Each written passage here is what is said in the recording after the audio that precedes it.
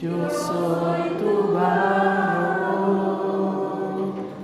Espíritu Santo de Dios, ven. Espíritu Santo de Dios, ven. Espíritu Santo de Dios, llena mi corazón. Espíritu Santo de Dios, ven. Espíritu Santo de Dios, ven. Espíritu Santo de Dios, llena mi corazón. Te pedimos, Padre, que las palabras que inspiradas por tu Espíritu que vas a pronunciar a través de este instrumento sean fructíferas en los corazones de cada uno de mis hermanos, y así como la semilla cae en tierra buena, que cada uno de nosotros dé fruto según su capacidad. Por Jesucristo nuestro Señor. Amén. Vamos a sentarnos. Ahora sí, antes de empezar, ahorita acabamos de invocar al Espíritu Santo. Este momento entonces, esta formación, está consagrada a Él, y por consecuencia les voy a pedir que si todavía hay algunos pendientes, si todavía necesitan resolver algunos asuntos, platicar entre ustedes o terminar de ver lo de los talonarios, por favor, allá afuera. No por respeto a mí, por respeto al Espíritu Santo y al servicio que vamos a dar. ¿Va? Perfectísimo. Por favor, ¿me apoyas con la primera? El bloque pasado, nuestra hermana Cintia nos hizo el favor de compartirnos qué es la Eucaristía, ¿cierto? Y fuimos teniendo un camino para poder ir conociendo las partes, para ir aprendiendo a enamorarnos de cada uno de los momentos y encontrarle el sentido y el significado a lo que vivimos como fuente y culmen de la vida cristiana. ¿Se acuerdan? Que esa es la definición que nos da el catecismo. Eucaristía como fuente y culmen de la vida cristiana. Pero ahora vamos a ver este segundo bloque, que es historia de la Iglesia Católica. Y antes de empezar, me gustaría que se centraran en la imagen que tenemos aquí. Lo que hay en la imagen es un árbol. Y este árbol, no sé si conocían, pero según datos de internet, fuente de los deseos, es un árbol que lleva más de 1000 años. Y ese árbol ha estado, digamos que en ese lugar, a través de muchos procesos. Lo que alcanzamos a ver es desde el tronco, la copa, las hojas y todo aquello que denominamos como el árbol. Pero abajo no alcanzamos a ver las raíces, ni cómo aquello que sostiene el árbol le permitió vivir estos 1000 años o más. En ese sentido, lo que vamos a ver en esta formación será algo similar. Nosotros conocemos nuestra vida de fe, pero la vamos a ir conociendo ahora a través de las raíces. ¿Por qué? Como dice la primera parte de esta introducción, no voy a centrarme en que conozcamos datos muertos, sino en poder estar cada vez más arraigados en la experiencia y nuestra identidad, antes que como carismáticos, como católicos. Y vamos a ir desglosando cómo es que llegamos hasta este punto y cómo la renovación carismática fue una respuesta de amor del Espíritu Santo a esa iglesia. Pero para conocer el valor y el por qué surgió este movimiento, hay que conocer todo lo anterior, sus raíces. Concepto clave: la iglesia es el pueblo de Dios en marcha y es guiado por el Espíritu Santo. ¿Cuándo se inaugura la Iglesia Católica como tal? ¿Quién me dice? ¿Cuándo oficialmente se inaugura la Iglesia Católica? ¿Cuándo nace? Pentecostés, eso es. ¿Por qué? Porque es la primera vez que Cristo ya no predica, sino que predicamos a Cristo. Porque esos apóstoles que se llenaron del fuego del Espíritu Santo tuvieron el valor de salir de su escondite, y motivos no les faltaban, para empezar a predicar y arriesgar la vida. Y esto es algo muy importante, porque a veces pensamos que fue Pentecostés y después de Pentecostés, pues ya se amaban unos a otros y los reconocían y pues todo bien bonito hasta que llegamos al punto de hoy. Y no es así. Los primeros años fueron muy difíciles y a veces incluso no conocemos ni siquiera los hechos de los apóstoles más allá de esta cita de Pentecostés. ¿O ustedes sabían, por ejemplo, que en Hechos de los Apóstoles hay una parte donde dejan ciego a un brujo? Se llama Bar Jesús, ¿cierto? El brujo Bar Jesús se queda ciego por obra de Pablo. Y ahí a un muchacho que estaba arrumbado siendo testigo de eso, le llamó la atención y empezó a pegársele a Pablo. Y esa persona, la historia la reivindicaría como San Lucas, de esa imagen. O por ejemplo, no sé si sabían, en mismos Hechos de los Apóstoles, que con la pura ropa que traía Pablo, había paganos que la llevaban a sus enfermos y nada más con eso se liberaban.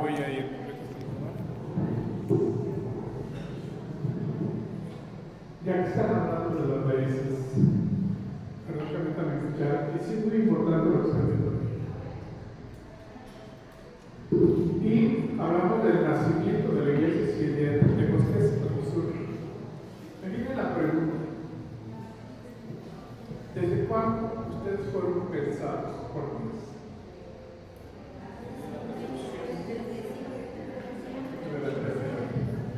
Nos amaba tanto. ¿Por qué quiero mencionar esto?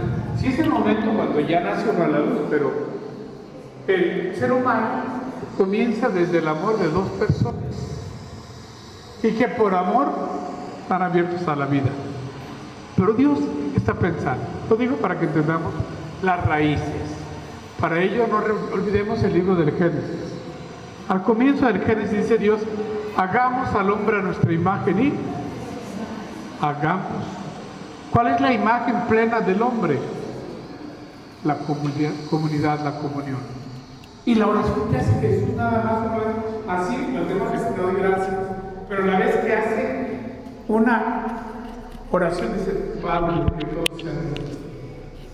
Y la insistencia de Jesús que seamos uno, porque ese es el comienzo. Por eso la iglesia es el pueblo de Dios. Habla de una comunidad, claro, que nace el día de Pentecostés, pero que está programada, gestada desde la mente de Dios.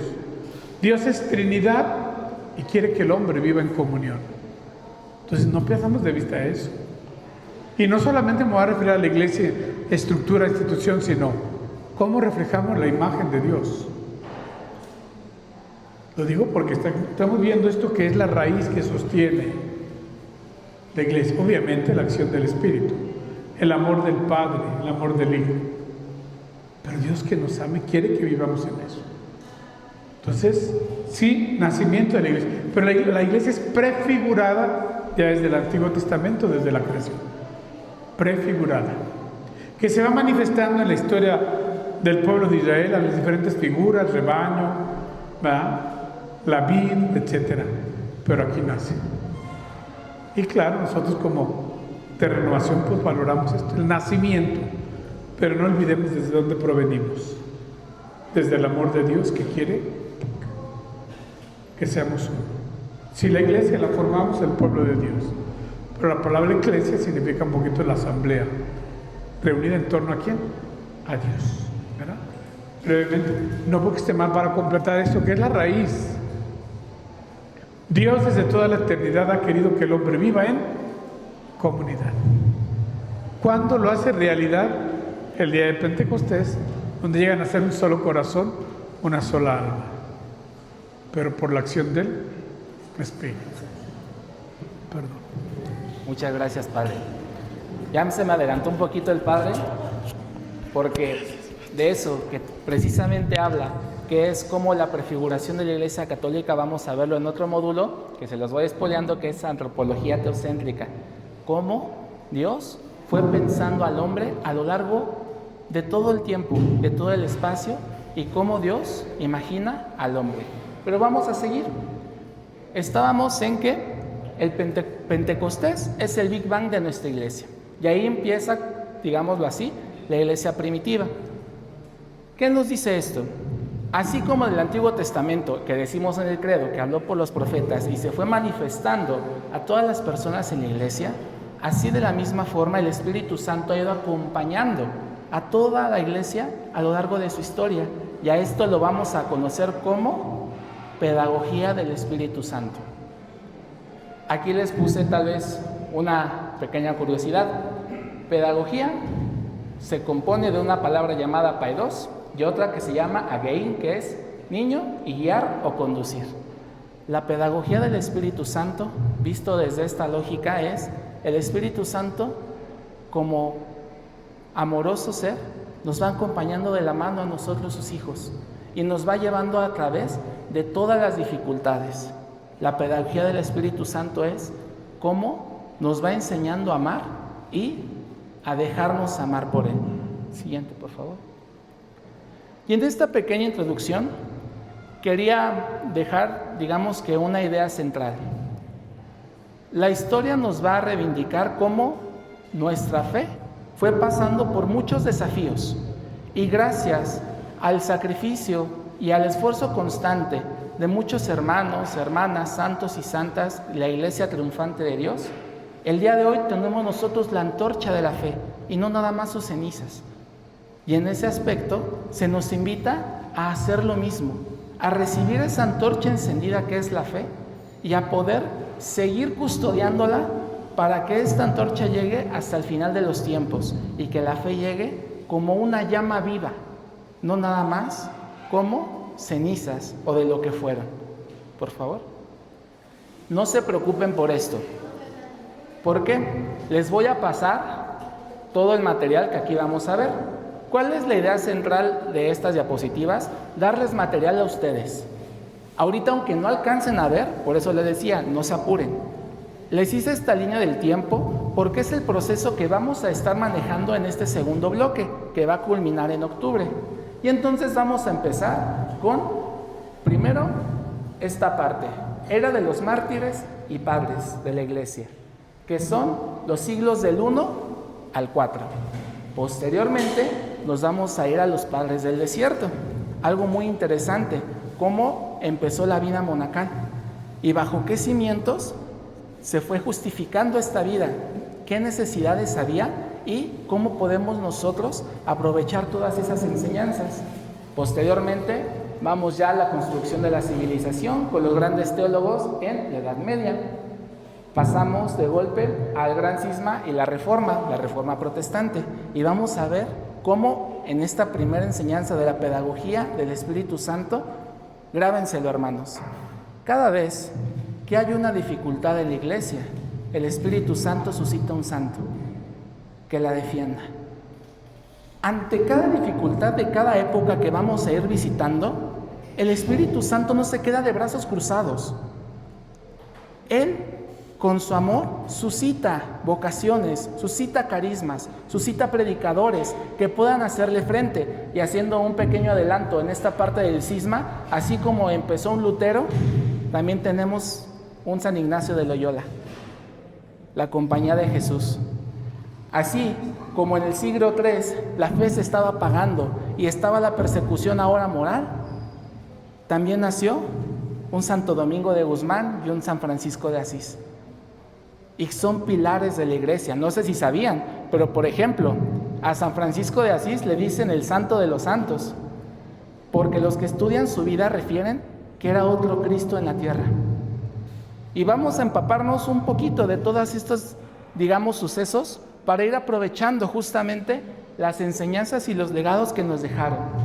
Vamos a pasar después a el primer concilio de Trento. Después de la Reforma tuvo que haber, digamos, que una contrarreforma contra lo que estaba separando la iglesia. Y posteriormente nos vamos a saltar un poquito hasta la era moderna, la santidad para el pueblo. Y aquí vamos a tener a santos como San Juan María Vianney, Santa Teresita de Lisieux y las apariciones de Lourdes y Fátima.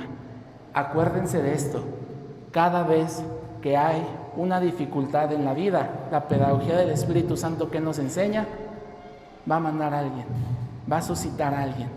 Y esto es un mensaje sumamente esperanzador, porque a ver, levante la mano, ¿quién de aquí tiene problemas en sus comunidades? sin quemar a nadie, levante la mano quien de aquí se ha querido salir de la renovación. Yo sí. ¿Quién de aquí ha pensado que en ocasiones no se puede con el hermanito de al lado, aunque uno quiera hacer la voluntad de Dios? Yo sí. Me imagino ante cada una de las dificultades que experimentamos en nuestras comunidades, hermanos, ¿qué santos estará suscitando el mismo amor del Espíritu? Una Santa Adriana, un San Yair, una Santa Verónica, una Santa Cintia. Porque como decía San Juan Pablo II, la santidad no está reservado para unos cuantos. Otro dato curioso, no sé si sabían, que con San Juan Pablo II se inauguró una canonización como masiva. Empezó a canonizar muchos santos. ¿Por qué? Porque esta frase la sostenía: a ver, la santidad no está reservado para unos cuantos. La santidad es un proceso al cual todos estamos llamados y es un plan de vida asequible y lograble, aprovechando pues ya la pronta canonización de Carlo Acutis. Un joven, como muchos veo aquí, un joven que desde sus miedos se santificó y dio testimonio de vida. Imaginémonos, hermanos, ante las problemáticas que podemos experimentar en nuestras comunidades, ¿qué nos está pidiendo el Espíritu Santo que hagamos? Ser signo de desesperación, de angustia, de enojo, de tristeza, o ser esa llama viva, esa antorcha encendida. Porque recuerden que el Espíritu Santo suscita sus campeones, pero el Espíritu Santo tampoco te va a obligar. En cada uno de nosotros ha depositado un proyecto de Dios perfecto, un plan de vida, una visión maravillosa de lo que tú y yo podemos ser. Y no me acuerdo si era Santa Catalina de Siena que decía: a ver, hermanos, si tú y yo fuésemos lo que estamos pensados desde el amor de Dios a ser, el mundo ardería. El mundo ardería. Y ardería en el amor de Dios. Porque si uno, como vamos a ir experimentando en su momento, uno fue suficiente para contrarrestar imperios y naciones. Santo Domingo de Guzmán es un ejemplo, pero vamos a ver uno más asequible. San Pablo. Alce la mano, ¿quién de aquí se ha sentido a veces indigno para poder servir? Yo sí. Indigno para servir. Porque digo, es que siempre voy a confesarme de lo mismo. Y hasta me da vergüenza con el Padre. Es más, ya hasta busco otros sacerdotes. Para hablarles del pecado, pues trajeran un pecador. Entonces, como el único que habla la vida que conoce, pues voy a hablar de la mía. Ha habido momentos en los cuales, pues cuando uno está en el servicio, conoce a su sacerdote, ¿no? Se va a comer con él. A veces genera amistad. Híjole, cómo cuesta con los amigos al principio irse a confesar así, de otra vez, Padre. Otra vez esto. Y cuando te conocen, cuentan las leyendas que hasta recuerdan un poquito de, a ver, esto ya lo habíamos platicado, ¿no? Y en ese sentido, uno puede llegar a sentirse indigno. Y yo no sé cuál sea tu pecado, pero algunos sabrán o habrán escuchado del martirio de San Esteban. Bueno, pues el primer cómplice, suscitador y facilitador de ese martirio apedreado fue San Pablo, Saulo en ese entonces. Podríamos decir que era un asesino. Y un asesino, hermanos, ¿qué creen? Evangelizó Occidente, Europa. 1.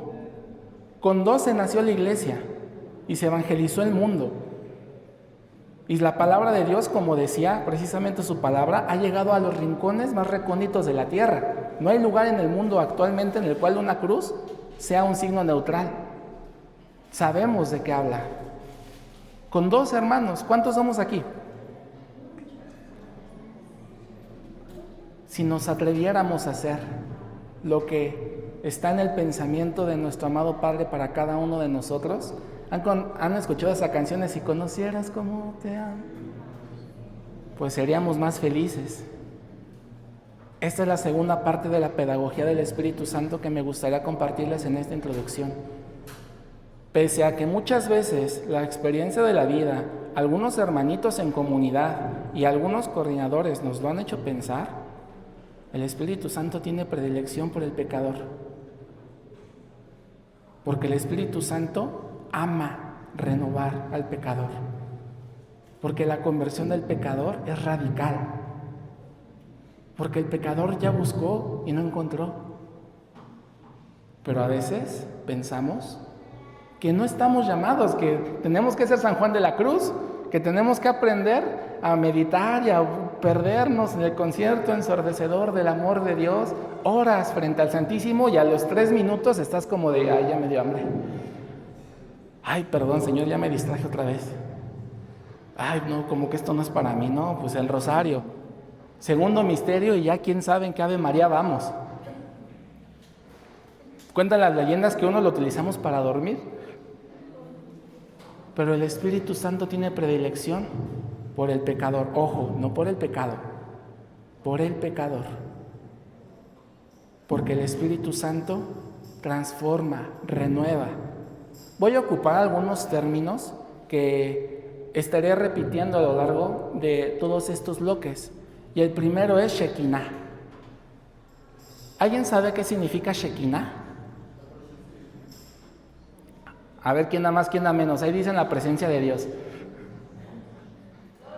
Gloria, ok, ¿quién más? Vamos a equivocarnos. A ver, aquí estamos también para equivocarnos. Y como formadores, no tengamos miedo a decir, o no sé, pero yo pienso esto y puedo estar equivocado. ¿Quién da más? ¿Quién ha escuchado este término? ¿Alguien? Cuando la gloria de Dios desciende. Shekinah refiere a una manifestación palpable de la gloria de Dios. Y esa manifestación, pues algunos hemos escuchado, y si no, de seguro aquí han danzado los carros del faraón. Yo antes pensaba lo que hubiera dado por vivir en el tiempo de Moisés y ver eso. Porque aparte de que abrió el mar, decía, y las columnas de fuego, vámonos. Y el Nilo hecho en sangre, y la lluvia de fuego. Yo decía, ay, Señor, pues yo no te pido que se abra el mar, pero multiplícame este de a 500, porque no la veo llegar. Pero ese Shekinah se sigue dando, y cuando vamos a conocer la historia también de nuestra iglesia, vamos a ver cómo ese Shekinah no ha cambiado. No es que Dios haya dejado de dar estas manifestaciones, pero entendiendo la necesidad de estas manifestaciones vamos a entender la naturaleza actual de las mismas. Porque en un principio las manifestaciones daban testimonio y autoridad a los primeros apóstoles, a los primeros discípulos, a las primeras comunidades. Y en la actualidad las sigue dando, nada más que acorde a nuestras necesidades. Lo que pasa es que pues muchas veces no alcanzamos a ver, pero viendo la historia también vamos a ver algo muy interesante. Y último punto de esta primera parte de la pedagogía del Espíritu Santo. ¿Alguien aquí ha estudiado o leído más o menos del Antiguo Testamento? Los que han estudiado y los que seguramente son más doctos y versados que yo, no me dejarán mentir. El Antiguo Testamento tiene una dinámica bien padre, que voy a parafrasear para no dar la historia de la salvación. Todos creemos en Dios, vamos a alabar a Dios, todo está bien con Dios, y de repente nos acostumbramos. Y de repente como que, o sea, sí está padre, pero ¿y qué más puede haber de aquí? Y a segunda parte de los pueblos o la historia del Antiguo Testamento es como, ¿y si hacemos algo mejor que pues, nos cause felicidad, placer? Vamos a poner, por ejemplo, un rey. Nosotros no tenemos rey, yo quiero uno. Y lo ponemos, y entonces Dios nos advierte, como buen padre nos dice por ahí, no andes corriendo sin zapatos porque te vas a caer, chamaco. Y el niño corre, y de repente el niño se cae. Y de repente vienen las conquistas, y vienen las guerras, y vienen las divisiones, y entonces otra vez nos acordamos de Dios y decimos, oh, poderoso Yahvé, por favor, ayúdanos, libéranos, rescátanos. Y papá en su amor otra vez va. Y se repite el ciclo, una y otra y otra y otra vez. ¿En la actualidad ustedes creen que ese ciclo se siga rompiendo? ¿Creen que se siga repitiendo, perdón?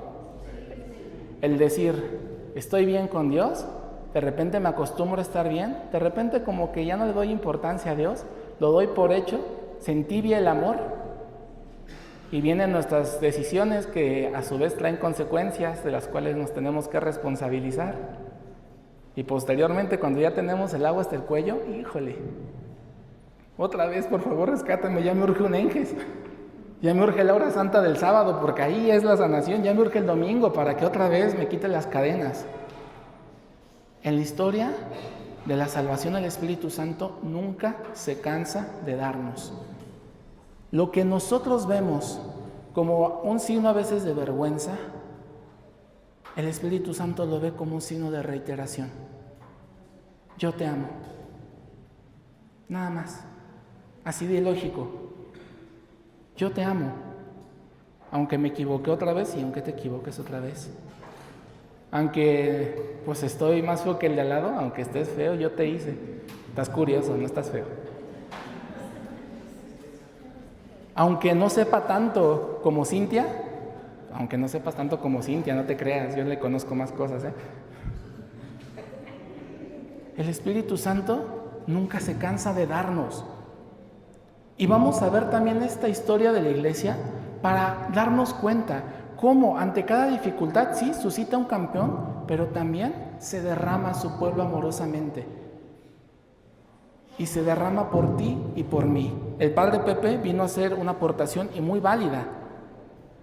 Cada uno de nosotros fuimos pensados por Dios. No existía el firmamento y ya existía Adriana en el pensamiento y corazón de Dios. No existían las montañas y Xochitl ya estaba tatuada en la mano de Dios. No existía este universo y Cintia ya era la niña amada de Dios. Y en ese contexto, todo esto es por ti y por mí, porque la salvación es un gesto que hay que apropiarse de manera egoísta e individual. Me salvó a mí, me ama a mí, porque hubo un San Francisco por mí, porque hubo un Santo Domingo por mí, porque hubo un San Benito Abad por mí. Última parte de esta pequeña introducción. Si vemos esta lógica que nos presenta el mundo, la Iglesia Católica ya no debería de existir, hermanos. Pónganse a pensar esto. Antes no había impresoras, ni había imprentas, ni había forma de hacer libros. Era con cuerito y a mano, ¿cierto?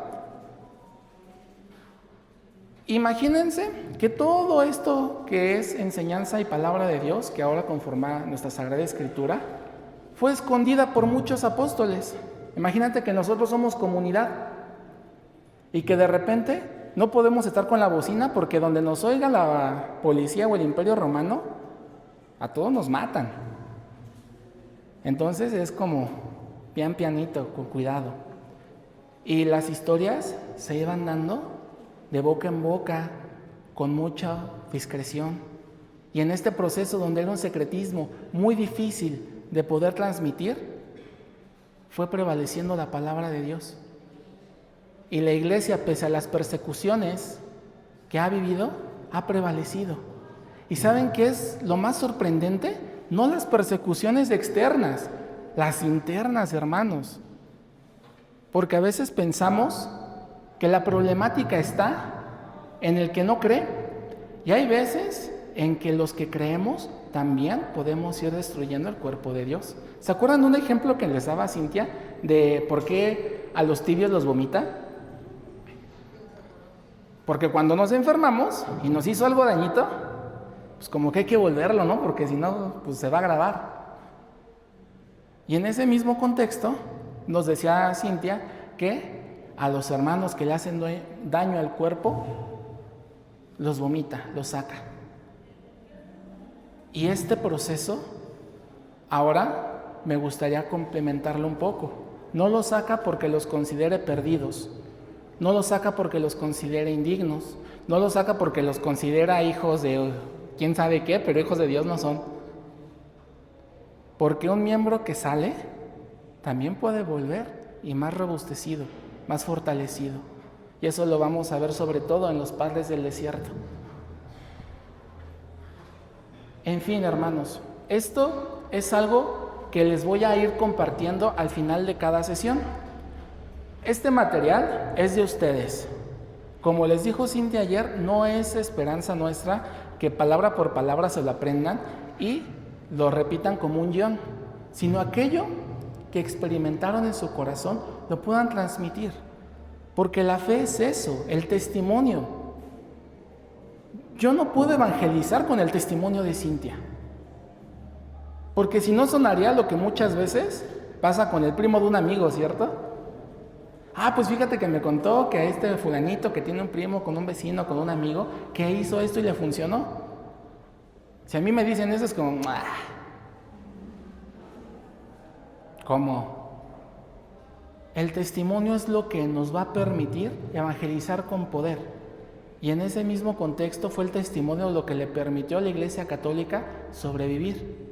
Como les decía, racionalmente hablando, no había posibilidad de que la Iglesia Católica estuviera al pie al día de hoy. Pero el Espíritu Santo trasciende toda lógica y toda razón. Una acción más de la pedagogía del Señor. Todo esto son pequeños fragmentos que nos va a ir enseñando el cómo ama, el cómo acompaña y el cómo actúa para que también lo podamos experimentar primero en nuestra vida. En la formación me gustaría, para ir terminando, que tengamos claro una primicia. Va a entrar por aquí, por la cabeza, por el conocimiento, por las palabras, por lo que pobremente yo les pueda compartir, va a entrar en la razón. Pero de aquí tiene que bajar acá, al corazón, a integrarlo, a sentirlo. Y después tiene que pasar hasta acá, a la acción. Una vez de integrarlo y de sentirlo, atreverse a vivirlo. Porque como dice el Salmo, haz la prueba y... Pero pues a veces también hace falta hacer la prueba. En fin, hermanos, el día de hoy me gustaría dejar hasta aquí porque si avanzo un poco más no voy a terminar. Y voy a empezar a hablar de algo que después se les va a olvidar. Con esta idea termino. Todos nosotros somos eslabones de una cadena dorada de santos, mártires y testigos, y no estamos solos. No nacimos por generación espontánea como iglesia. Tenemos un antecedente, tenemos intercesores, pero esos intercesores son familia. Como les decía, cuando hablamos de la salvación, hay que apropiársela y también atrever a pedir intercesión a un santo. A un santo que de verdad les impacte su vida. Y con él platiquen, porque como vemos aquí y a lo largo de la historia somos hermanos. El mío es San Juan Pablo II, porque su vida me impacta mucho y se me hace muy contemporánea a los desafíos de la época. Y con San Juan Pablo II de verdad que he descubierto una infinidad de cosas en mi turbulencia, no nada más por lo que nos dejan sus escritos, que pues ya son bastante útiles, pero desde la compañía, desde la indignidad, desde la vergüenza que a veces como servidor, como persona, como católico, como hijo yo he llegado a sentir. Lo que me trae de vuelta en redil es la comunidad, y a veces esa comunidad está cimentada en la iglesia triunfante. Vamos a conocer a nuestra familia para saber con quién acercarnos, porque aunque todos somos familia, todos tenemos más afinidad por un hermano, por un primo, por un cuñado, ¿cierto? No desperdiciemos ese tesoro. Muchas gracias.